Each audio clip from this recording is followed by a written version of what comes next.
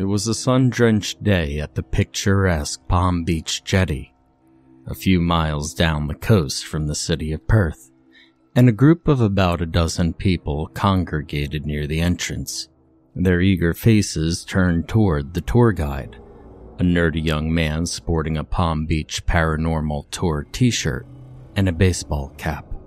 The guide held a dramatic pause before addressing his audience.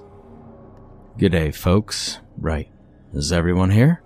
he asked, surveying the assembled crowd. Satisfied despite the lack of response, he continued, "This stop on our Perth tour is one of the most recent reported supernatural events.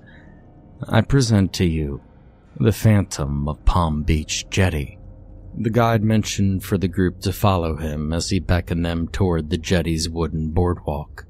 They eagerly complied, excited to delve into the supernatural stories of this coastal town. As they reached the end of the jetty, they noticed several fishermen engaging in their pursuit of herring, skippy, whiting, tarwine, and flathead, their fishing lines dangling over the side. The guide instructed the group to huddle together, ensuring everyone could hear the tales he was about to recount. "Over the last few years," the guide began, "within the realm of this very jetty, an unsettling tapestry has unfolded, a tapestry woven with threads of profound tragedy and enigma." This guide knew exactly how to play to his audience. Here, a disconcerting pattern has emerged, where competent swimmers, even amidst the serenity of days like today, have been seized and claimed by the relentless sea in numbers that defy reason and explanation. And with this, he gestured over toward one of the fishermen, eliciting a few curious glances.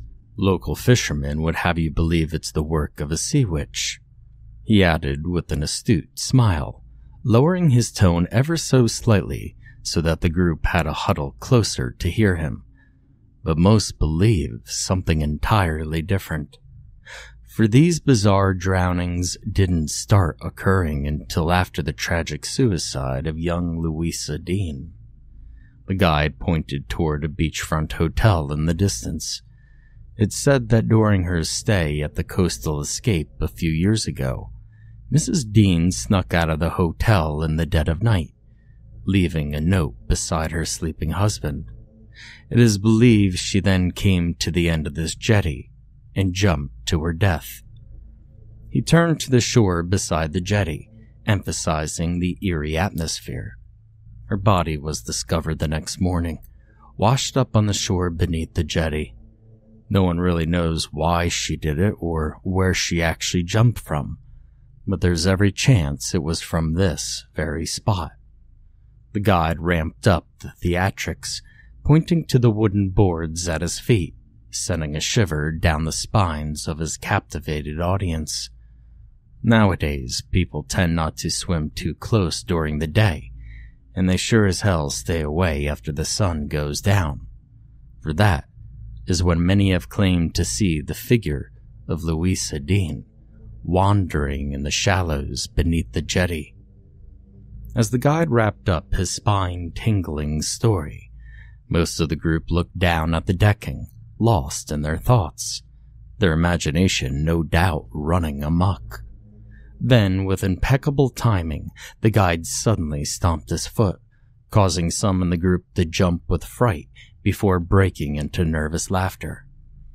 Grinning to himself, the guide spoke once more. "Right, next stop on our tour, Mosman Mansion. In 1939, the Parer family erected this magnificent mansion that truly graced the neighborhood. Tragically, after the passing of the parents in 2001, their son chose to abandon the estate. What was once one of the most opulent residences in the area soon transformed into a notorious hub for eerie, supernatural encounters. Okay, everybody, back to the bus." He led the group back along the boardwalk, the anticipation of more ghostly tales in the air. Yet, one among the group, Cameron, a middle-aged man, sporting a rugged appearance with his disheveled beard, chose to remain behind.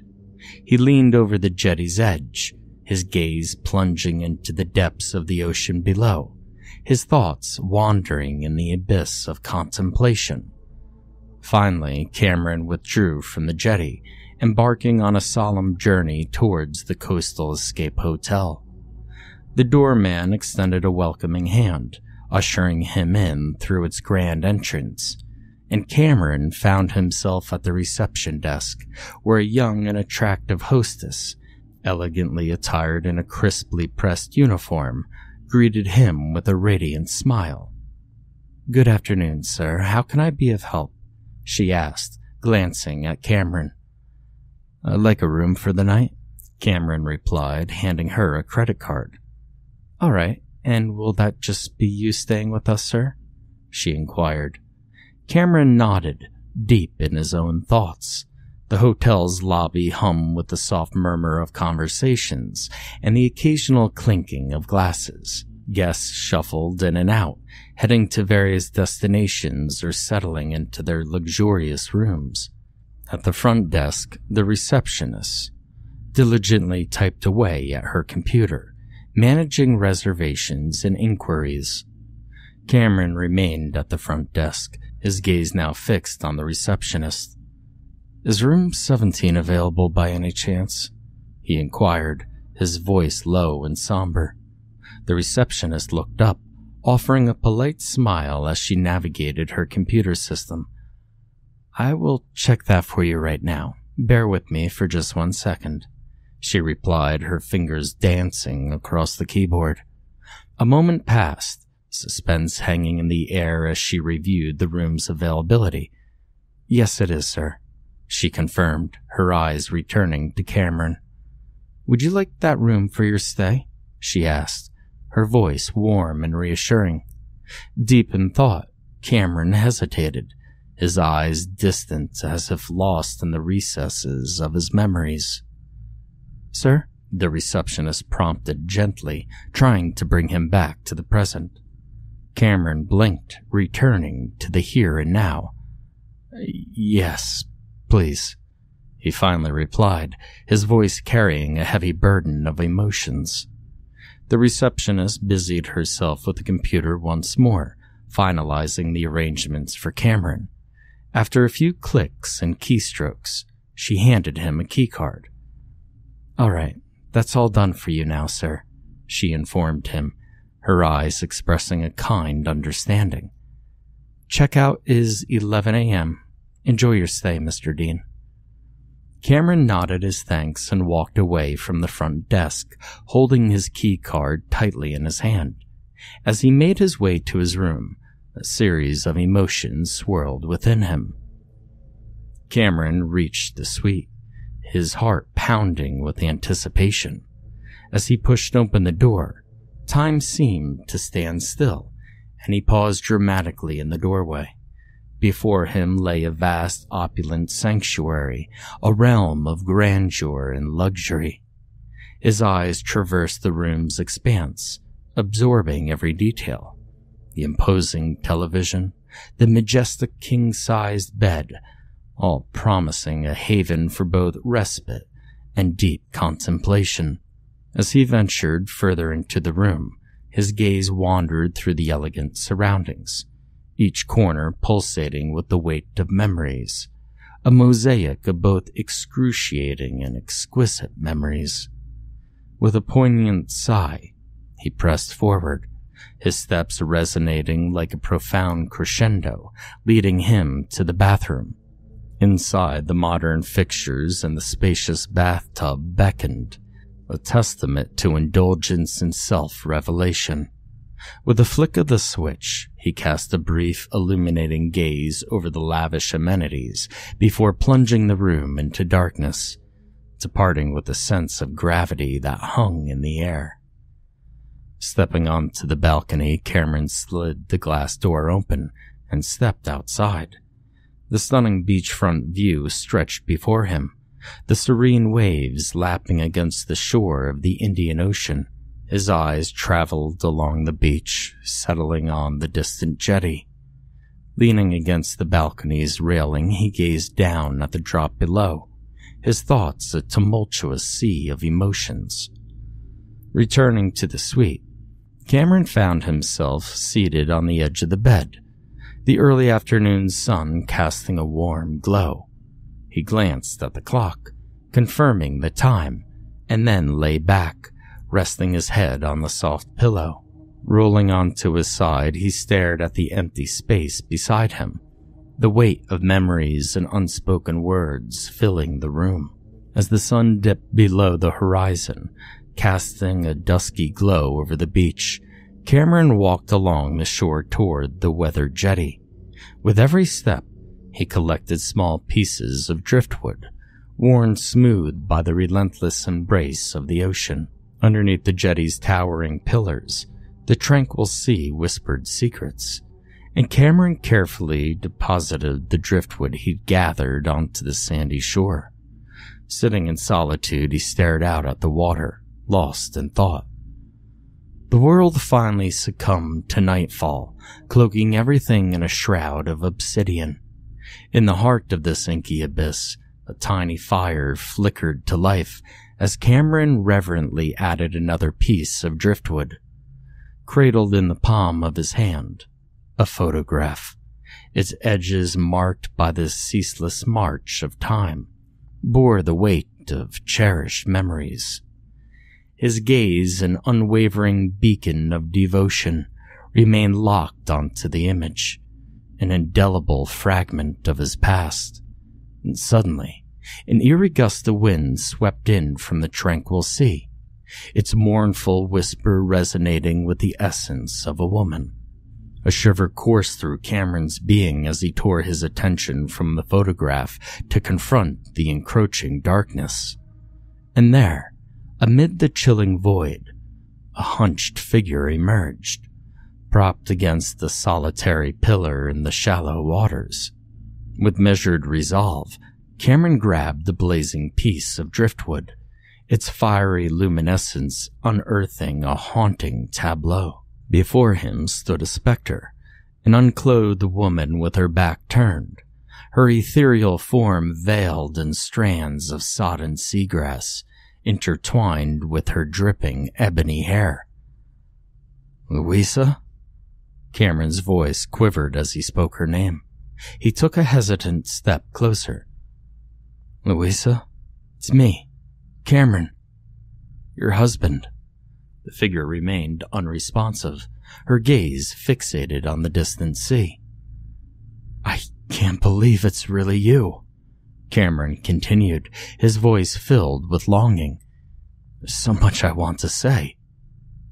She started to walk deeper into the sea, her silhouette fading into the obscurity beneath the jetty. "Louisa, wait," Cameron implored, his voice tinged with desperation.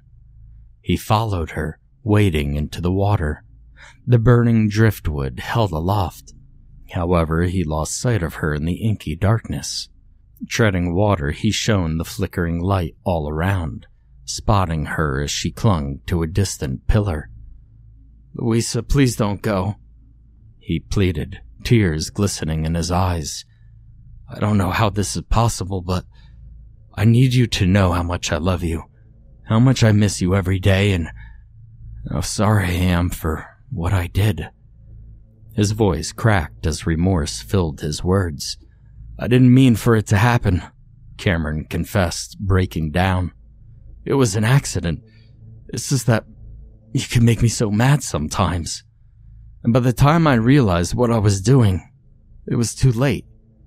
Tears streamed down his face, mingling with seawater. "I'm sorry for pushing you overboard. I tried to find you, I really did. And by the time I reached you, it was too late. And then making it look like you'd kill yourself, well, I panicked. You deserve so much better than that. And I've wanted to confess so many times, but I just could never." Reaching out to her, he touched her shoulder, and she started scrambling around to the other side of the pillar. "No, wait," he urged, trying to follow her. but she had vanished. "Louisa!" he cried out, his voice desperate. He frantically searched, the wavering firelight revealing the turmoil on his face. "I'm sorry, Louisa, forgive me, please," he pleaded, his voice breaking. The enigmatic figure suddenly reappeared, her eyes just above the waterline, glaring at him. Cameron gasped, meeting her gaze, but as realization dawned upon him, his face fell. "You're not my wife." And with that, the figure grabbed him, dragging him beneath the water's surface. The burning driftwood extinguished with a sizzle, then a cluster of air bubbles rose to the surface before vanishing into the night. Cameron and the mysterious figure were gone. As the flickering flames of the dwindling fire cast eerie shadows, a photograph lay abandoned in the gritty embrace of the shore. It was a cherished relic, capturing Cameron and his beloved wife on the day they pledged their love. A snapshot of an era filled with boundless joy. In the unfathomable abyss of the water, a shadowy figure lingered, shrouded in obscurity. A haunting apparition in the haunting night. With relentless determination, the relentless surf ebbed and flowed, beckoning the photograph back to its watery realm, where the memories of Cameron and Louisa remained eternally intertwined, submerged in the profound depths of the boundless ocean.